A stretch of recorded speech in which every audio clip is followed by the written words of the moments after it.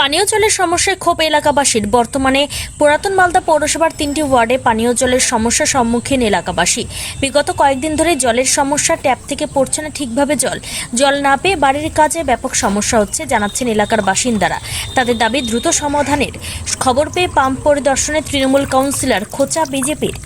উল্লেখ্য, পুরাতন মালদা পৌরসভার 3টি ওয়ার্ডের বেশ কিছু এলাকায় জলের সমস্যায় ভুক্তভোগী হচ্ছেন এলাকার বাসিন্দারা।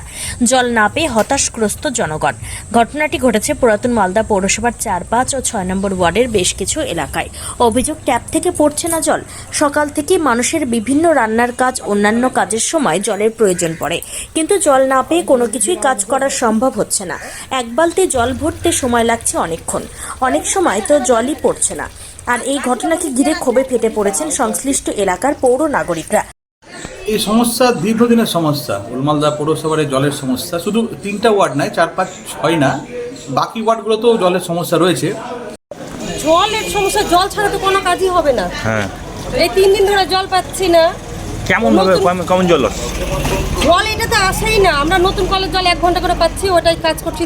সে আবার সকালে আর সন্ধ্যায়, দুপুরের কাজগুলো বন্ধ থাকছে। সমস্যাটা দীর্ঘদিন ধরেই আছে।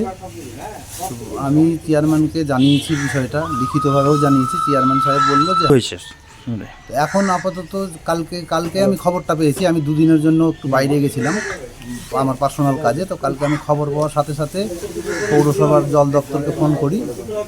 ওখান থেকে হেড মিস্ত্রি আমাদের যে জ্ঞানচাঁদ শর্মা আছে, উনি এসেছিলেন। এসে আপাতত রিপেয়ার করে দিয়েছিল। করে দেওয়ার পরে কাজটা, জলটা যাচ্ছিল, ঠিকভাবেই চলছিল জল। আজকে আবার হঠাৎ করে সকালবেলা পাম্পটা চলার পর একদম অফ হয়ে গেছে।